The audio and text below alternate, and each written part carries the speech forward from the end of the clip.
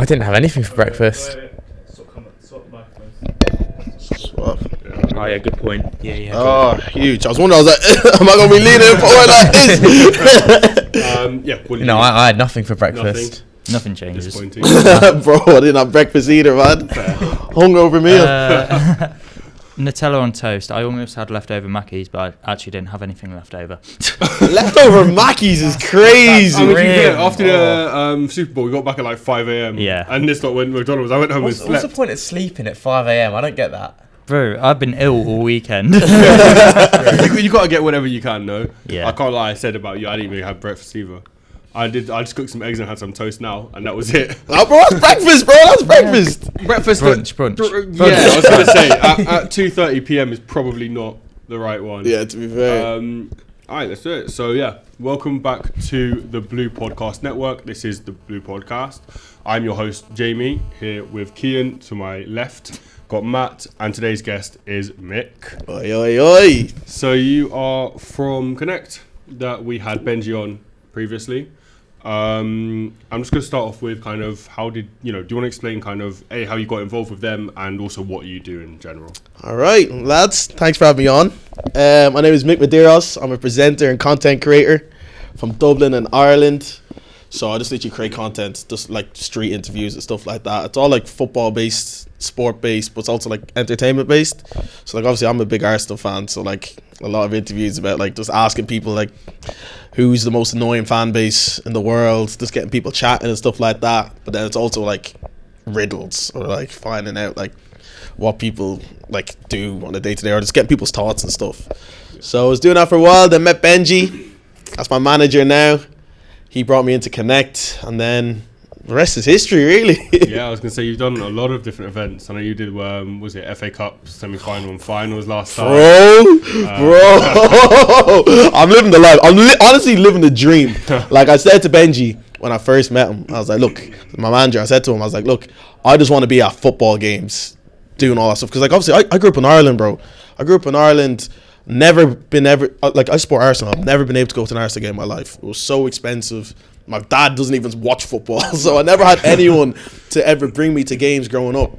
So I kind of said to Benji, I was like, look, I really want to go to a football game or work at one, because I was looking at Josh Denzel, and I was like, bro, my man's going to all the biggest games in the world and getting paid. Nah, that lifestyle is different. Different. So I said to Benji, and then all of a sudden, a year later, I was just playing out content.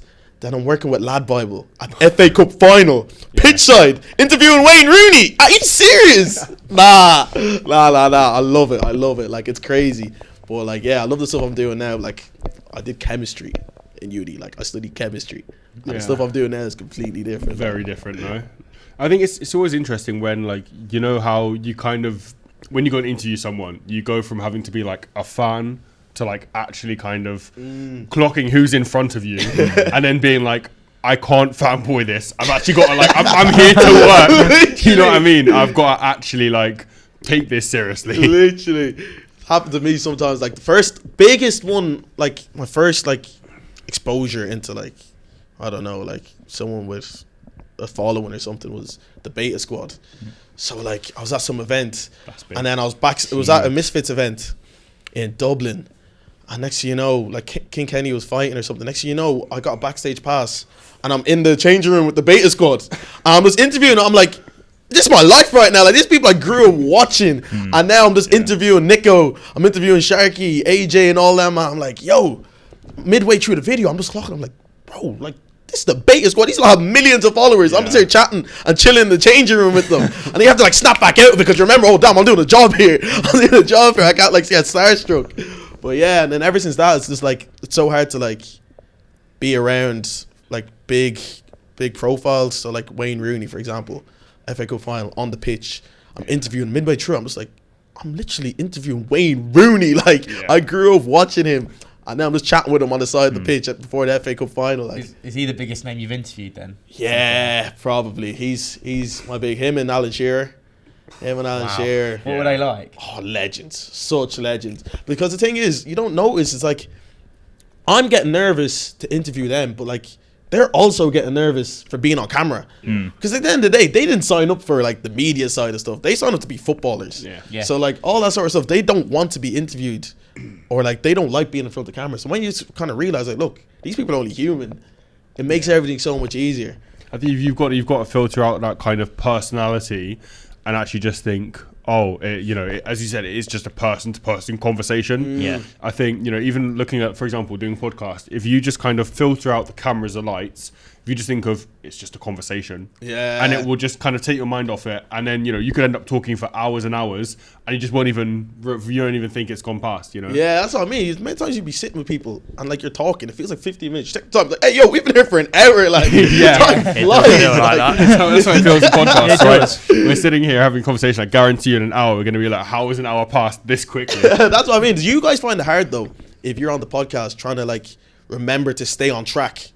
So like, say if the conversation like stirs away, because obviously for me, I do interviews. I always have to like be conscious. Like, all right, grand, we're kind of rambling here.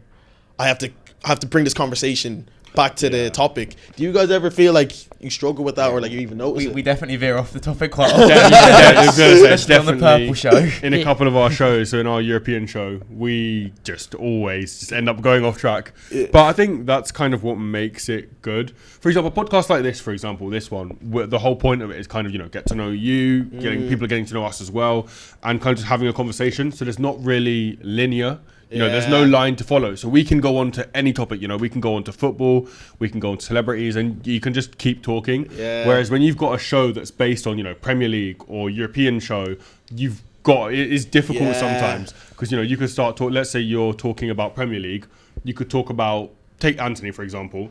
Then you could just start talking about Spain, and there's so much going on that you just go and start talking about, he's doing well, he's a Man United player, but hang on, you've just started talking about Spain, and you've got to go, hang on, you've got to bring it back to the conversation, and you've got to find something that brings it back.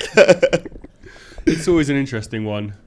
I think I want to say recently you went to Thailand. That was spontaneous, to say the least. I saw the video and was like, you're not going to go. So for context, you posted a video just asking someone, where should I go? Yeah. And they said Thailand, and he ended up going. Yeah, literally did this public interview. I was like, all right, you know what? This year we're going to be spontaneous. I'm like, we're booking flights this year, 2025. Did a public interview. I was like, give me any day in the world. He's like, book a flight, go out to Thailand. Did that. Went out on my own for a month. Went to Thailand and Vietnam. Bro. Everyone in their life needs to see Thailand at least once. At least once. You need to touch down in Thailand. That place is beautiful. The Thai people out there, everyone is so nice. The weather is good. And this makes you realize, bro, this place is miserable. Yeah. You come in, this place is miserable. It's expensive here. The weather is trash. Like, there's nothing here. But like over there, you just realize like how the other world live. Yeah. Like, it's like people don't have much money, but they're all smiling. They're so happy. The weather is good. The food is good. Oh, man. Oh, I love that place. I feel there's so much more of a culture of finding happiness in the small things there, which is something that we miss out on over here a lot. Yeah. And you really appreciate stuff like that because you're seeing people who like live in like what we consider slums, but they're the happiest people in the world. Yeah. And it's like, damn. And there's people back here in like Europe and stuff that have everything, but they're not happy. Yeah, and it's just like, damn, like you really got to appreciate what you have. Really taught me that. It's like money doesn't always buy happiness. It's exactly that. There was something I wanted to ask. Does it feel like a job at all, what you do? Like, I was going to say, surely it doesn't feel like one. You're just enjoying. I think everyone's goal is to like get a job that they enjoy, and then it just doesn't feel like you work for your rest of your life. Is that what it's like? That's literally what's that saying? People always say is like, get a job that you like and you'll never work a day in your life. It's literally that. Like, cause like I wake up every day and I'm like, I love talking to people. That's my thing. Like in school, I got in trouble for talking all the time. like we're doing a podcast. That's what I mean. Like I always say it now. Like I used to get told off in school for talking too much, but now I do it for a living because I literally talk to camera and all that all the time. Because like I don't feel it's a job at all. And like the only part that I felt was like a bit of a hack or whatever. It was always the admin stuff, like the emailing, the invoicing. But now I have a great management that do all of that for me. Yeah. So they've taken out all the stress from my life, and all I have to do is the fun stuff. Yeah. Bro, come on, like, come on. So how did you get into a position where you got management? So, it's actually crazy. So, like, when I started off, I started just doing, like, I was about to, I finished studying chemistry, medicinal chemistry. And I was going to go back and do medicine to become a doctor. And then one of my mates was like to me, he was like, Mick, you don't want to be a doctor, realistically. And it's true. I was doing it for my mum. My mum wants me to be a good doctor. friend. Literally, he's actually here with me there. He said it to me. He was like, nah, you need to do something with your personality. You got so much personality. So I was like, all right, cool. I finished. I got my degree, medicinal chemistry. I already knew that I could fall back onto a job. I kind of said to my parents, I was like, look, give me 1 year to graft the social media or whatever it is. And if it doesn't work, I'll go back. I'll go back and work in Pfizer. I'll go back and do medicine, whatever it is. But I was like, just give me 1 year. Just financially support me for this 1 year. And that's one thing I always say. I'm so grateful for that because, like, not many people, like, their families are able to give them that sort of, like, leeway and stuff. So for that 1 year, I just I worked as a part-time job as a brand ambassador. You're in uni anyway. So, like, I was always at events. But those guys, you know, guys that be handling out, like, sampling out, like, Coke cans and stuff like that. Yeah. I was one of those people, but I was always getting access to events. So, like, I kind of just spoke to CEOs, like, look, at the next event, I kind of just want to interview people. Let me just interview a few people, get a show reel together, all that sort of stuff. So it was a CrossFit event.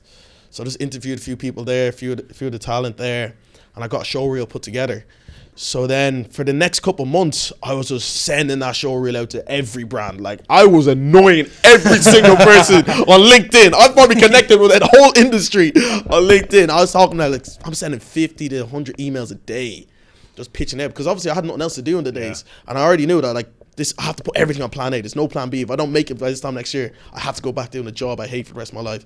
So I was like, nah. And then eventually, Benji, who's obviously CEO of Connect Management, I sent him a message. I was like, look, this is what I do. This is me. This is what I do. Here's my show reel. Please just help me to, like, get this in front of the right eyes. And Benji, and at this stage, I didn't even do social media. I didn't do social media at all. I just had that show reel to show. And that's why I thank Benji so much every single day. Like, he changed my life. He literally, like, this guy didn't know me for dust. Like, he didn't know me at all. Some random guy that just texted him on LinkedIn. And then he replied to me. He's like, here, mate, look, what I do and what my team does is we work with talent with large social media followings. But what I can do is mentor you and teach you how to grow a social media following yourself. So he hopped on call with me for an hour, like the next day or whatever. Like, he just gave me his time, hopped on call with me for an hour. He literally said to me, like, do you have a pen and paper? I was like, yeah, bro. Oh, man, I was stressed. I was like, I need this because I've been sending emails so much to people. Obviously, people getting back to me, being like, oh, sorry, not enough experience, da, da, da, da. So Benji hopped on call with me. He just spat gems. Like, everything he said to me was like golden. I was like, what? Taking everything down, just like sort of videos I should be putting out. He's like, if you want to be a presenter, your social media is your visual CV. Go out there, do public interviews. What do you like to talk about? I was like, football, entertainment, just chat with people. He's like, make videos about it, all that sort of stuff. He was like, 3 times a day, post it, all that sort of stuff. So then I started doing that. Went to America like 2 weeks later in Orlando, and I was like, all right, cool. If I'm going to start doing this, I'm going to do it the other side of the world. If I mess up, nobody knows me here, man. If I mess up, no one's going to know me here. And also, Americans are hilarious. And they love being on camera. They're good for content. You get me? So I was like, all right, that's banging. Nothing better. So then I was like, all right, cool. I don't want to disappoint this guy because, like, I could see already from his LinkedIn, he's a certain guy. I was like, I don't want him taking on some waste, man. Like, I got to let him know I'm serious about this. So then I did that. I had 90 videos ready before I ever posted a single video. Had 90 videos ready, and then I posted the day after my graduation. I remember it was like I graduated 5th November from like the 6th because I didn't want to start posting on TikTok, and I'm going to the graduation. Everyone's like, "Oh, Mick, you're doing social media." So I was like, "Nah. I'm posting it after all that after I graduate." So then, boom, just after I graduated, I had 90 videos ready. Benji was telling me 3 videos a day. I started posting 3 videos a day every day for, I think that lasted for about 3 months. 3 videos a day, morning, afternoon, evening, because I wanted to have everything batch created so that I was able to stay consistent. So while I had those 90 ready, I was still editing other stuff. So by the time the 90 days or the 90 videos ended, I already had a new batch. And I was obviously recording stuff in Ireland and stuff like that. Then eventually it got to a stage where I started getting brand deals, but I didn't know how much I should be charging. So then I'd always reach out to Benji, like, hey, mate, I got this email. Because obviously at that stage, I still pitched myself out to brands. I was like, hey, mate, I got this email for this job opportunity. How much should I charge? And then he would literally be like, CC me an email. I'm like, what? He'd be like, loop me in. I'll negotiate it for you.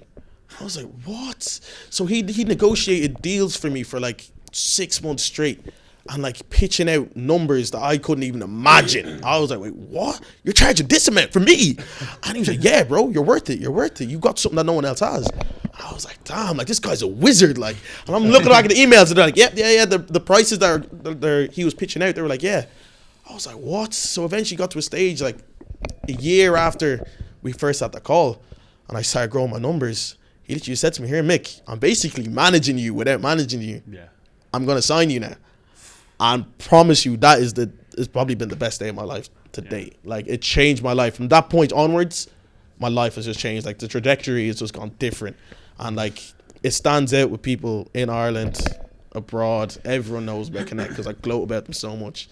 But yeah. He mentioned you when he came on the podcast. Yeah, he said it to me. Because he was like, I think he mentioned in terms of, he was like, we've got a creator who was like grown really well, has done really well, and he mentioned you. And we were like, we're gonna get this guy on as well. We're gonna speak with him. I love that, man, because he always spits gems. Yeah, he always spits gems every time. Yeah, even when he was on the podcast, like you know what he was saying is so. It's like, you know, when you like think through of it, it's like it's so important to know. Yeah, he has so much knowledge. Like he knows the game inside out, and the whole team in there do as well. It's almost like he trains everyone one by one, and their brains are just insane. Like I was literally in the offices there, and my friend was like, "Yeah, everyone in there knows their stuff." Yeah, everyone's so like on it, right? Yeah. The whole time. Would you say then though that with the initial stages of your career, being relentless is so important?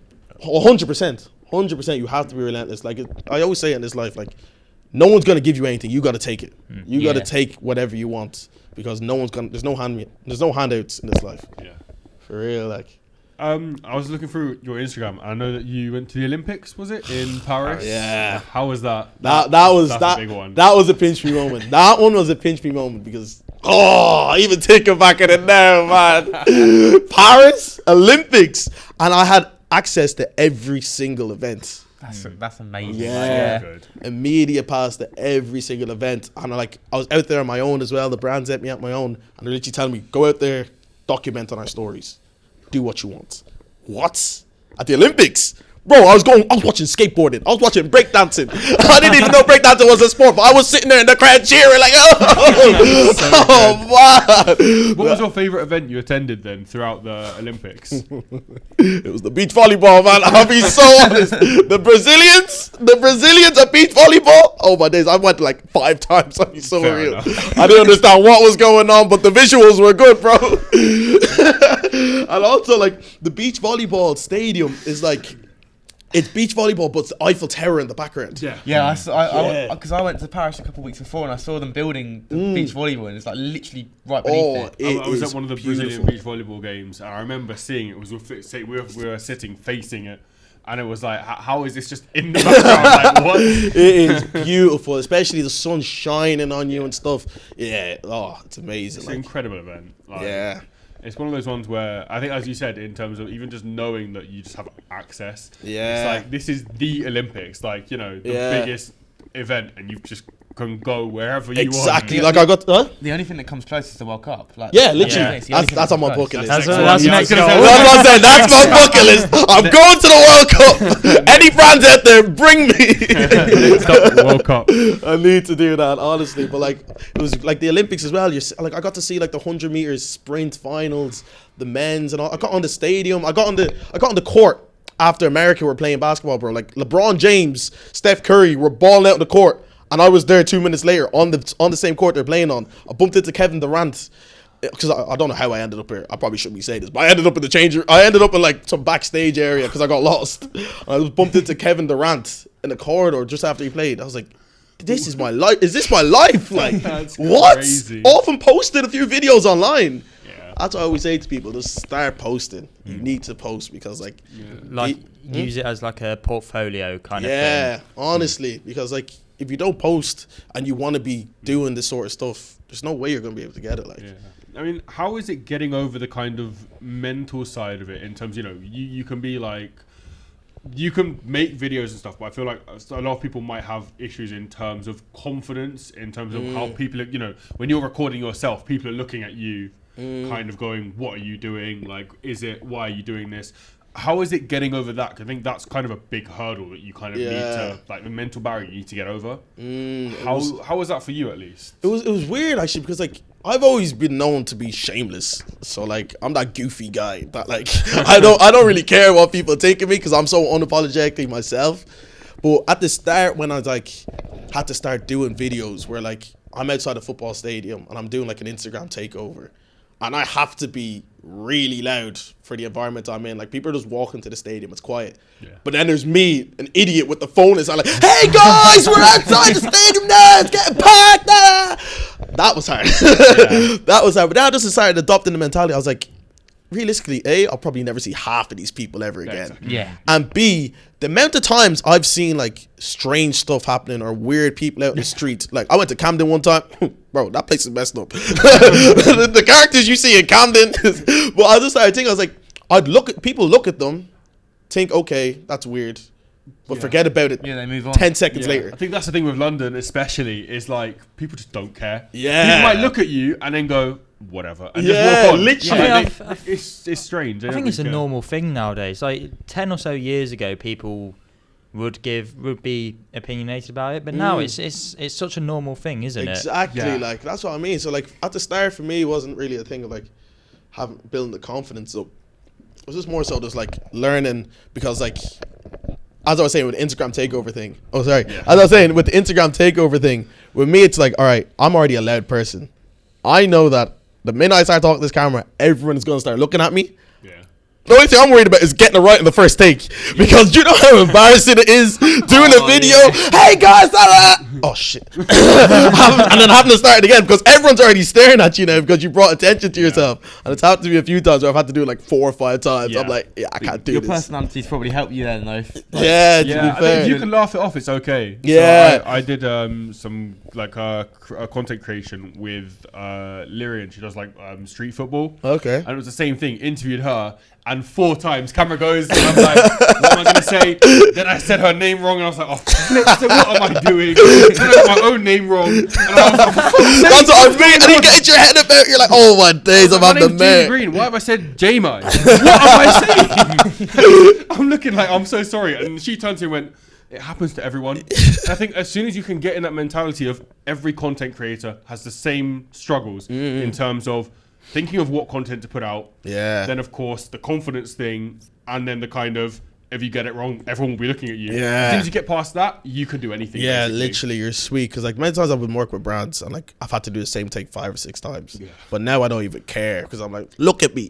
Yeah, I'm not perfect. But also, Like, it just shows that you want to get it the best. You don't want to Yeah. just do it bad and then be like, oh, you know what, it will run. Exactly, Like, you want yeah. to get it right. exactly. I want to ask, so you know you support Arsenal. Come on. Arsenal. I want to ask, what do you think of this season? We're winning the How is it Premier League. going? Bro, Winning. Really? mark my words. Arsenal win the Premier League. I'm delusional though. I'm delusional. I say this every year. But nah, we messed up. We messed up, man. It's so annoying as well because like Arteta's done so well for the last 3 years. Like I back Arteta every day of the week. He's getting a lot of slander and stuff, but like I love him. But like it's just annoying that like this is the one year where City have come off the mark and they're playing badly. And then we decide to do the same thing. I'm like, bro, I know that you're trying to be like Pep, but don't follow him in everything he does. I was going to say, if someone told you before the season started you'd be above Man City, you'd beat Man City 5-1, you'd think you're top of the league, but By far as well. and then you got them lot up north. I hate Liverpool. I do I. genuinely So do I. hate They've Liverpool. just gone crazy this year, though. Like, Yeah. Get me winning off. every week. Their fans, their team, just everything about them just annoys me, Slowly man. was hitting you. So funny. I think it's funny because if you take last year, right, and look at how Arsenal did last year, by this point, if they had the same kind of run as last year, they would have been winning. They would have won. They would have ended up Exactly. winning the Premier League. It's just the fact that as soon as City fall off and Liverpool start doing well, Yeah. Arsenal have dropped off to stupid games. You know, like it's not even like it's been games where you look at and go, fair enough, he probably deserves to lose it. There might have been one or two, but there's also a couple that you do question. Well, you've got an easy win on the weekend against us. Leicester. Is that home or away for you? Home. That's what at Arsenal. At King Power. Oh, okay. That's an easy 3 points. Come Yeah, on. but- Come on. Even outside. I said that last time, but Arsenal struggled against Leicester last This, time. Yeah, to this be will have honest. come out by the time that game's happened. Oh, so, yeah. so Yeah, we'll know the let's result. see. 3-1 Arsenal. I'll There you say go. 4-1 Arsenal, I think. I'm going Yeah. 2-0. Okay, 2-0. 8-0. I mean, to be fair, I said that about the Liverpool game the other day. I was like, oh, they'll beat Mate, like, we- Plymouth mate- 8-0, and they lost 1-0. Mate, we beat Brighton 7-0, so it's possible. That's a good point. We'll also beat Man City 5-1. Exactly. Exactly. That's what I'm At the saying. beginning of the season, you're not taking that. Stay humble, eh? The issue with Arsenal this season is just injuries. Oh You know, my Saka's days. been When ruined Saka with went injury. out. Odegaard was out for a little bit. Martinelli's Martinelli's now out. Yeah, Ben Odegaard White. hasn't even been playing Jesus' well. season's finished. Ben White's so been bad for him. Ben White's been out for a while. Yeah. Tomiyasu Who hasn't else is played. out? Tomiyasu didn't play. Calafiore is always in and out. Did Calafiore. Raya get an injury? Raya's now also possibly injured. Raya's in. Yeah, he had like a Yeah, muscle man. injury. But to be fair, the boys have stepped up to the plate. Like Miles Lewis Skelly. Yeah. Oh, my, I've won never it as well. loved someone so much.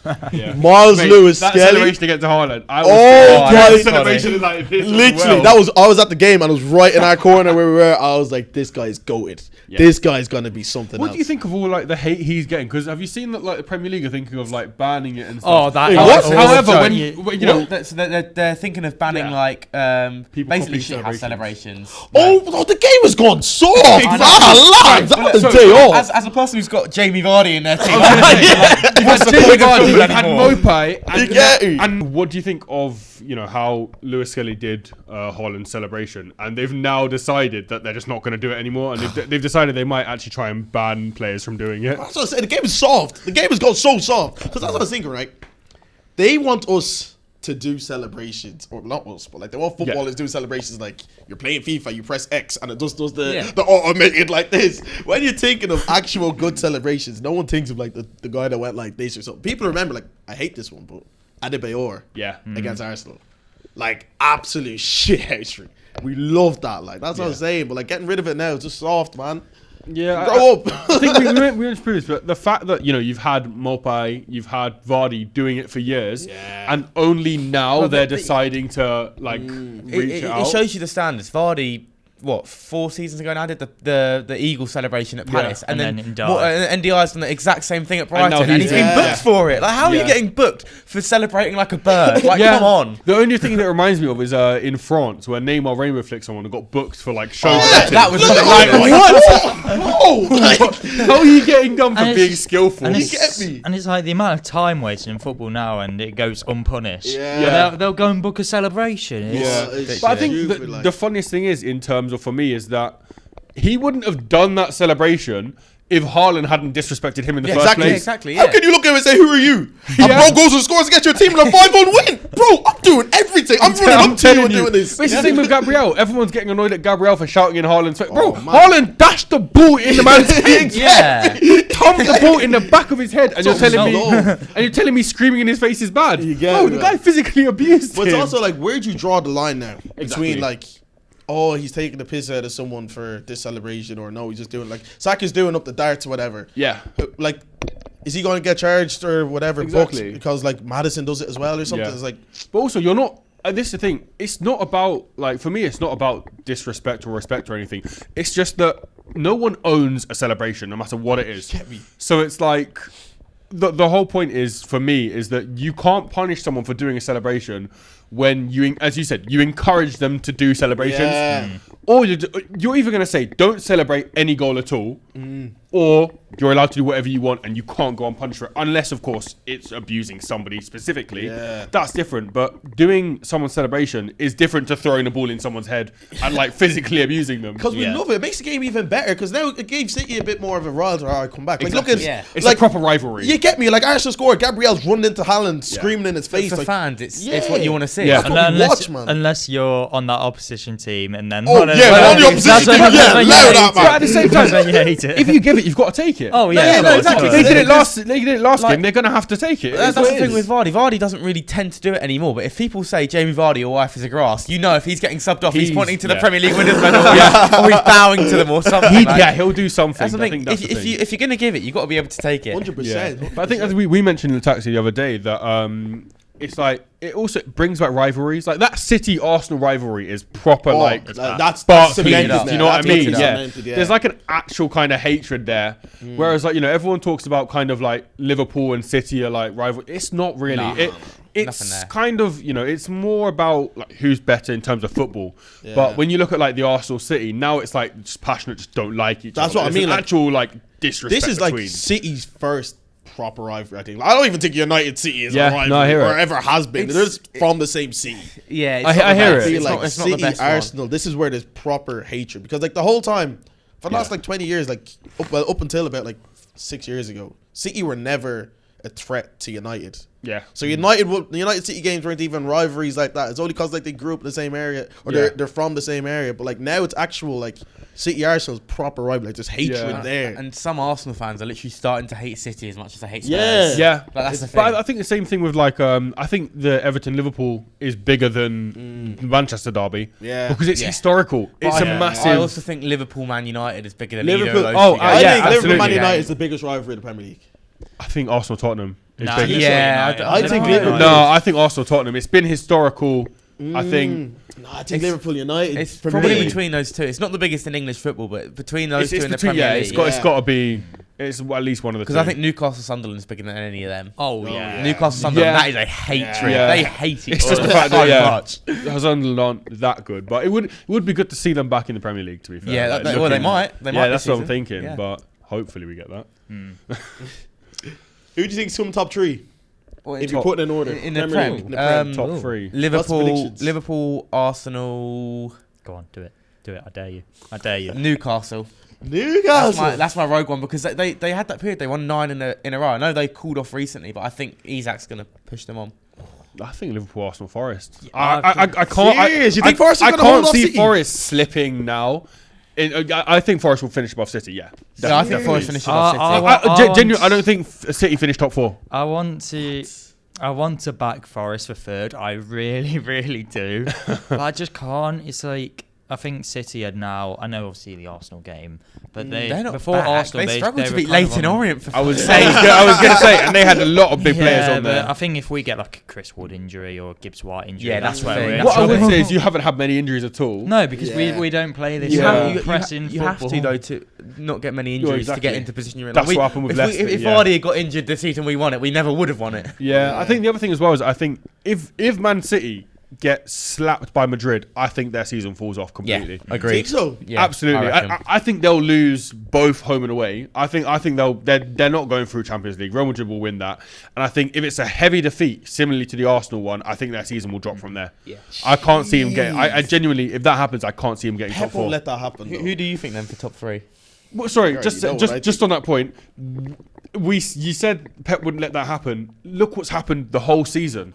Losing to Look, last Bournemouth, we season, said they started off slow. City does have it's that. never in been them. this bad. It's It's never, not, it's, never. it's never been like 14 losses or something like this. It's never been But this they bad. have it. They can just go on a win streak now But and also not lose. dropping Like, they points switch as it well. up. They were 3-0 up against Feyenoord, dropped to 3-3. Yeah. They were 2-0 up on PSG and lost 4-2 to PSG that aren't as good as Madrid. Yeah. Madrid is gonna do And have never won the Champions League either. exactly. Madrid win it basically every they're year. the Yeah, holders, I think they're Literally. screwed against Madrid. Yeah, tomorrow I think night. it's going to be like 5-0 aggregate or something like that. I can't see him going So through. who do you think Yeah, top 3? I know you three. said Arsenal first. Oh, Who but else? it's standard. Arsenal, Liverpool, City. That's the way it's ended. Arsenal win the Premier League. So what you think? You think Liverpool are going to drop off that bad? Because Liverpool, Yeah. if Liverpool win tomorrow, they're a 9-point gap. You're telling me they're going to lose 4 games? I think you need a Salah injury. That's what Yeah, that's what I'm saying. Points. So I get Like- I can't see Liverpool that. dropping 9 points plus Arsenal winning every game now to the end. Arsenal are not losing for the rest of the season. That's also, by the way, I hope everyone knows that, by the way. Oh, I Arsenal really not losing hope for the you And win on Manchester Saturday United- now. it comes out on Sunday and they've already lost. I look like such an This idiot. comes out on Sunday. It's a 5-0 humbling. I'm like, oh, You used Jamie Vardy score a hat trick. Like, I've already manifested it. Arsenal not losing for the rest of the season. To be honest, but on the real, like, I feel like Arsenal probably have more of a chance in the Champions League than they do in the Premier League. No, I think so. Someone I hear said it. this yesterday, I hear didn't it. they? Yeah, I said it. I hear it I because think so. defensively, I think it just works for the European football. Yeah. I hear it. I do want to get back onto the topic of you. Mm. Out of like all the events you've gone to, because obviously you've got a number that you've been to, what would Yeah. you say is like the best one? Oh, the best one. Damn, like obviously I've got to do like events like obviously FA Cup finals and then like FA Cup finals, the Olympics. Flew out to Ibiza with JD and Monterex for a few days. Crazy. That was sick. But for me, probably the best one probably be like the EA FC 25 launch. Oh, I saw that. Yeah, I saw that. Yeah, when or I it was was 24 launch I went to. It was 24 launch. That was like the first one where I like went out there. I was interviewing like Human Son on the red carpet. Mate. Like it what was I just mean. all like It's a name Ian drop. Wright and stuff You've like got that. the dream career. To Oh Yeah, man, I loved it. That was probably like the one where I was like, damn, like this is Yeah. crazy. Like that was insane. And obviously, like I met Ian Wright there, interviewed him. He was like, "Oh, I'd love to see a black brother with an Irish accent, brother." I was like, "Unreal." Then I met him at the FA Cup final. He's like, "Oh, you're the black Irish brother." I was like, "That's why I was like, damn." That's Ian right. Wright. Really cool I've to met get Ian Wright. recognised by I've met him someone. right. I think he's one of the nicest people in the world. Oh He my is days. incredible. Oh, Like, I he's love such him a gent genuinely. of a man. He's such a gent of a I man. love him so much. But yeah, probably the EAFC 24 launch. The first ever big event I went to though was a Boohoo Man event, and it was like RD was doing like a live performance. He had like a collection, but like obviously at this stage I was new to social media events and all that. I'd literally just signed for Connect and flew out. They like gave us a free clothes. I was like, damn, free clothes. Went in, and then like it was just like RD was performing, and then like all these Love Islanders and stuff were there, and it was some penthouse beside the Shard, and I was like, damn, this is insane. Yeah. Free drink as well. Oh, bastard that night. But yeah, You've got a bit of Don't history. you? He I knew can't handle that- his drink, I can he knew not? that was coming. Oh, I knew real? that was coming. The other thing I wanted to ask you about, when I was researching, I saw that it said somewhere that you could have had a career in professional football if it wasn't for an injury. What was that about? That's a lie. It's a lie. That's a lie. I wanted to ask you about it. I always tell people I could have went pro if it wasn't for the hamstring injury. But nah, I just played football for the crack. What position were you? Centre mid. Okay, cool. Centre Because mid. we're going to end up at some point. We're going to end up doing a charity game, and we're going to get 100%, everyone who's boys. been involved. Yeah. You know, whoever's been on podcasts and stuff, going to be involved. Definitely, So I can play. I might not last too long, bro. The stamina ain't where it needs to be right now. But I'll give you a strong. Any of us Any will of us. last that long. Don't worry I'll about give that. you a We're strong all on 3 or that. 4 minutes. 3 or 4 minutes. That's all you get from me, and I'm sitting down the halfway line, bro. Before we wrap it up, I just want to ask, kind of, we ask everyone this, but what would you say is kind of the most important thing throughout your career that has stood out to you? And, you know, if someone's watching this who kind of wants to be kind of following your path, what would you say is the most important thing for them to do? Put yourself out there. You need to put yourself out there. Don't be scared of what people are going to think, because everything's corny until it works. Everything is corny until it works. So just keep putting yourself out there. Don't care what people think. Stay consistent. Believe in yourself, because if you don't believe in yourself, you can't expect anyone else to. But yeah. Amazing. For me, obviously, I'm a spiritual guy. I pray to God. Keep God at the heart. That's what I do anyway. But yeah, Amazing. And what's your Instagram and TikTok, just for everyone to my follow Instagram and is link it up? Mick_Medeiros on TikTok and Instagram. Perfect. So thank you so much for coming on. Guys, thanks It's for been a having me on. pleasure. Great chat. You know, make sure to check out the rest of our shows. We've got European shows, Premier League, Championship. We've got everything. Spoiled for choice. Yeah, definitely. Please make sure to like and subscribe. Drop a comment as well what you think. And thank you for watching. Peace. That was great, lads.